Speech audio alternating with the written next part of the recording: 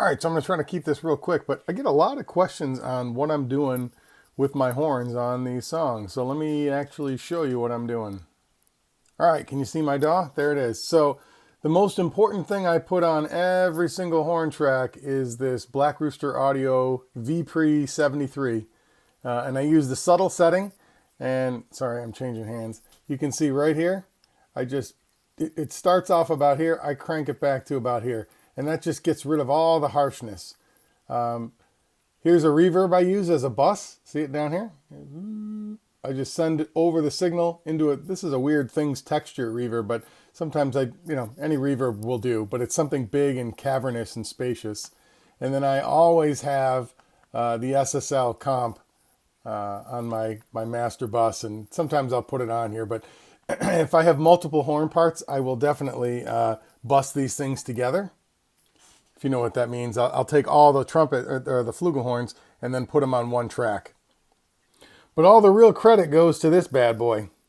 This is my Schilke 1040 FLR flugel. Yeehaw!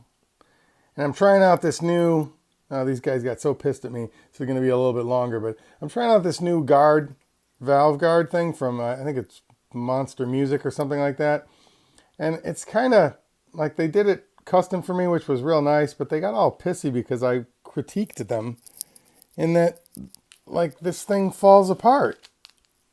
It's kind of like they should have put more Velcro here and here to hold it on. But, so it just kind of pulls right off, and it doesn't really sit on there. So these guys turned into complete jackasses and started spamming my account and everything. Even though they guaranteed and promised that they were going to do all this great stuff for me. It's a really cool looking thing, but it doesn't really work. So it's kind of, I thought it was a little ridiculous that they wanted to charge me like $130 for something that really didn't work very well. But anyway, that wasn't what this video was supposed to be about, so maybe I'll just cut that out anyway.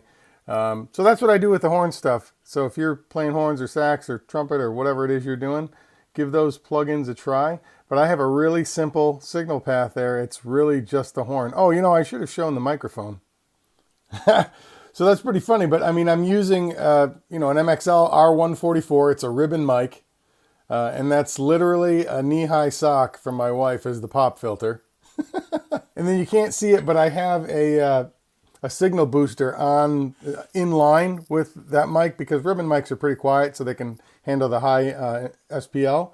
And then I have a 20 dB pad on my Focusrite preamp just to kind of chill it down. But that allows me to get the horn right up close to the ribbon mic and get this big fat sound. And I like the ribbon mic. I was using a condenser mic, a large capsule condenser, the Rode NT1A, for a while. But unfortunately, it's so sensitive and so I'm just in a room.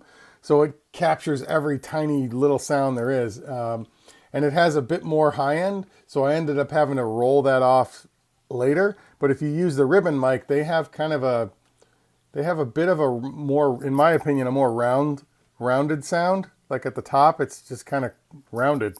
And it gets rid of some of that high frequency that you don't really like. I don't like anyway on the horns. I want my flugel to sound as buttery and fat and soft and fluffy as it can without being too diffused, and you can't pick out notes and stuff like that. So I find that the ribbon mic is a really good choice for that. So it goes ribbon mic into the Focusrite Pre, and then into the DAW I'm using the the V-Pre 73, and then some kind of bust reverb, and then the SSL comp, the solid state logic comp. That's all I got.